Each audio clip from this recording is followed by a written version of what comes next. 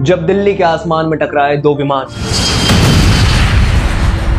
दिल्ली की सरजमी के ऊपर यह दुखद घटना आज भी तारीख में एक काले अक्षरों से दर्ज है। आइए मेरे साथ जानते हैं, डिकोड करते हैं पूरे मामले को। क्या गलती हुई थी, क्या किसकी वजह से ये पूरा हादसा हुआ और क्या थी इसकी पूरी बैक स्टोरी। नमस्कार दोस्तों, मैं अतीक आपका होस्ट, स्वागत है आपका बिहाइंड द ट्रूथ पर। चलिए शुरू करते हैं।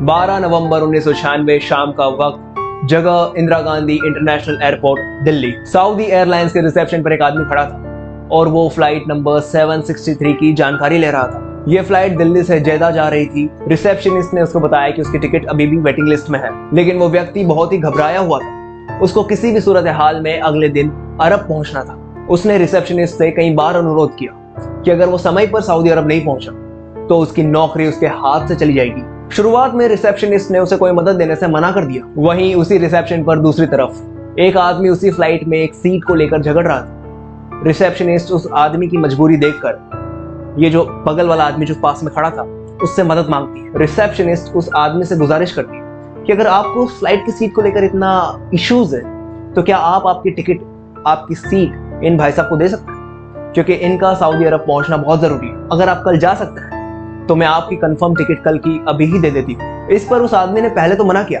लेकिन रिसेप्शनिस्ट के बार बार अनुरोध करने पर, बार बार गुजारिश करने पर बाद में वो जाकर मान गया और अपनी टिकट रिसेप्शनिस्ट को दे दी। और साथ ही साथ रिसेप्शनिस्ट ने भी अगले दिन की कंफर्म टिकट उस आदमी के हाथ में थमा दी और उस प्लेन में उसे सीट को लेकर कोई दिक्कत नहीं थी। यह उस व्यक्ति के लिए बड़ी राहत की बात थी। अब वो जाकर उस फ्लाइट में सवार हो जाता है। इस फ्लाइट नंबर 763 की एक और महत्वपूर्ण कहानी है। इस फ्लाइट की एयर होस्टेस मारिया अपनी एंगेजमेंट के चलते हुए, एक हफ्ते में उसकी एंगेजमेंट थी, उसके चलते हुए उसने अभी इस नौकरी से इस्तीफा दिया था।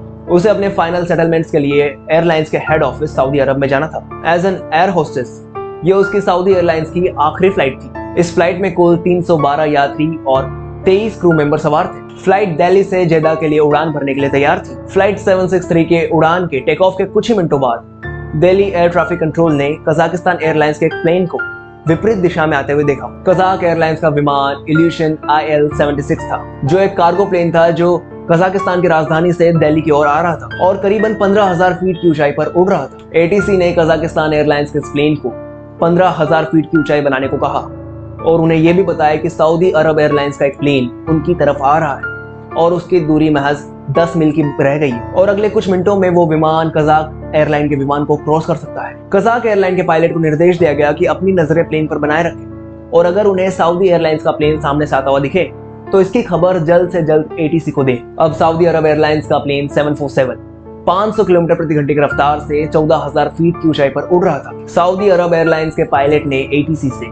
ऊपर जाने की अनुमति मांगी। ATC ने मना कर दिया और उसे उसी पेस पर आगे बढ़ने को कहा। इसके बाद ATC ने कजाकिस्तान एयरलाइंस के पायलट को बताया कि सऊदी अरब एयरलाइंस का विमान उनसे 8 मील की दूरी पर है और वो भी 15,000 फीट की ऊंचाई पर उड़ रहा है। कजाकिस्तान एयरलाइन के पायलट को फिर से आदेश दिया गया कि वो अपनी जो ऊंचाई है वो 14,000 फीट ही बनाए रखे। इसके कुछ ही समय के बाद अमेरिकी वायुसेना का एक विमान जो इस्लामाबाद से दिल्ली आ रहा था, वो अपने दाहिनी ओर देखता है तो वो पाता है कि आसमान में एक बड़ा सा आग का गुबार है जो जमीन की ओर जा रहा है। पायलट दिल्ली ATC को सूचित करते हुए कहता है कि उसने आसमान में बड़ा सा आग का गुबार देखा जो कि जमीन की ओर जा रहा है। ये एक बड़ा विस्फोट हो सकता है। इसके बाद ATC ने दोनों विमानों के पायलट से कांटेक्ट करने की कोशिश की। दोनों विमानों की तरफ से ATC को कोई जवाब नहीं मिला। बहुत देर हो चुकी थी। दोनों विमानों के बीच बहुत बड़ी टक्कर हो चुकी थी। यह घटना दिल्ली से करीबन 100 किलोमीटर दूर हरियाणा के एक छोटे से गांव में हुई थी। दोनों विमानों के मलबे में एक बहुत बड़ा आग का गोला था, जिससे ये पूरा मलबा चारों तरफ आसमान में फैल चुका था और जमीन पर गिर चुका था। दुर्घटना में कुल 351 लोग मारे गए, जिनमें सऊदी एयरलाइंस के 312 यात्री और 23 क्रू मेंबर्स थे और साथ ही साथ कजाकिस्तान एयरलाइंस के 32 यात्री और 12 क्रू मेंबर सवार थे। ये एक ऐसी दुर्घटना थी जिसकी कल्पना करना भी बहुत मुश्किल थी। मृतकों में भारतीय नागरिकों का एक बड़ा हिस्सा था। मृतकों में 331 भारतीय, 18 सऊदी, 9 नेपाली, 2 ब्रिटिश और 1 अमेरिकन पैसेंजर सवार थे। उस वक्त के देश विदेश के अखबारों में कुछ इस तरह के खौफनाक शीर्षक थे। 257 शव पहचानने लायक, 62 इतने जल चुके थे कि जिनकी पहचान कर पाना नामुमकिन, 32 पूरी तरह से शत विशत ये हिंदुस्तानी तारीख की एक ऐसी दुर्घटना थी, ऐसी दुखद दुर्घटना जिसको शब्दों में बयान नहीं किया जा सकता। अब चालू होता है ब्लेम गेम। देश विदेश के लोग एक दूसरे पर ब्लेम गेम खेल रहे थे। कोई कह रहा था कि शायद प्लेन में कोई गलती है, दूसरा कहता है कि शायद दिल्ली एटीसी बहुत पुराने उपकरणों का उपयोग करते हैं, उसी की वजह से हादसा हुआ। कोई पायलट को दोषी ठहरा रहा था, कोई प्लेन को या फिर कोई एटीसी को। Investigators have started work on the flight recorders, these so-called black boxes of both aircraft, to find out more about what happened just before the crash. जब ब्लैक बॉक्स रिकवर हुआ और उसकी जांच हुई, तब पता चला कि जो कजाकिस्तान एयरलाइन का पायलट था, उसने बिना कोई सूचना दिए अपने प्लेन की जो ऊंचाई थी उसे घटा दिया था। उसे 15,000 फीट पर बने रहने को कहा था, वो 14,000 फीट पर आ चुका था। और यही इस घटना का एक मुख्य कारण था। लाहौटी आयोग ने अपनी जांच रिपोर्ट में यह निष्कर्ष निकाला कि कजाकिस्तान एयरलाइन के पायलट ने सही दूरी, सही डिस्टेंस और सही ऊंचाई नहीं बनाई थी। और ये ना ही सिर्फ कजाकिस्तान एयरलाइन के पायलट की गलती थी, बल्कि उसे जो निर्देश दे रहे थे उनकी भी गलती थी। कजाकिस्तान एयरलाइन का पायलट इंग्लिश नहीं जानता था, उसे जो भी निर्देश दिया जा रहा था वो समझ नहीं पा रहा था। विमान के मलबे की जांच करने के बाद ये पता लगा कि कजाकिस्तान एयरलाइंस का विमान बहुत नीचे आ चुका था। जैसे ही उसने सऊदी एयरलाइंस के विमान को अपनी तरफ आते हुए देखा, उसने कोशिश करी उस विमान को 15,000 फीट पर ले जाने की, लेकिन अहम वक्त पर, आखिरी मौके पर उसके जो पीछे की जो टेल थी विमान की, वो सऊदी एयरलाइंस के विमान में जाकर टकरा गई। और इतनी टक्कर काफी थी इस बड़े खौफनाक हादसे को अंजाम देने के लिए।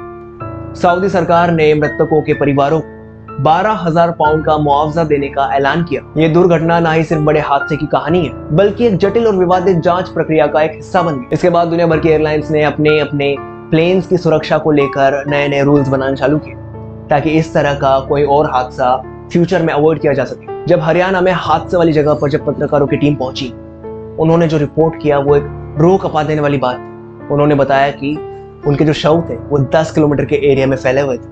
किसी का हाथ कहीं था तो किसी का पैर कहीं, किसी का सिर कहीं लटक रहा था तो किसी का धड़ कहीं और। कैसे इस सफर में एक इंसान को आने वाली मौत दूसरे इंसान को आ गई। कैसे मारिया की इस एयरलाइन की आखिरी फ्लाइट उसकी जिंदगी की ही आखिरी फ्लाइट बन के रह गई। कैसे एक इंसान की गलती की वजह से इतने सारे लोगों की जिंदगी दांव पर लग गई। आज तक, अभी तक एयरप्लेन को सेफेस्ट मोड ऑफ ट्रांसपोर्टेशन कहा जाता है। क्या लोग इस पर उसी तरह से फिर से भरोसा कर पाएंगे? आज हम नहीं कहेंगे कि कैसा लगा आपको भी हमारा वीडियो। आपकी जो भी राय हो कमेंट सेक्शन में जरूर बताएं। ऐसे ही और वीडियोस के साथ, ऐसी और कहानियों के साथ मिलता हूं आपको अगले वीडियो में। मैं तीक आपका होस्ट आपसे विदा लेता हूं। Thank you. जय हिंद।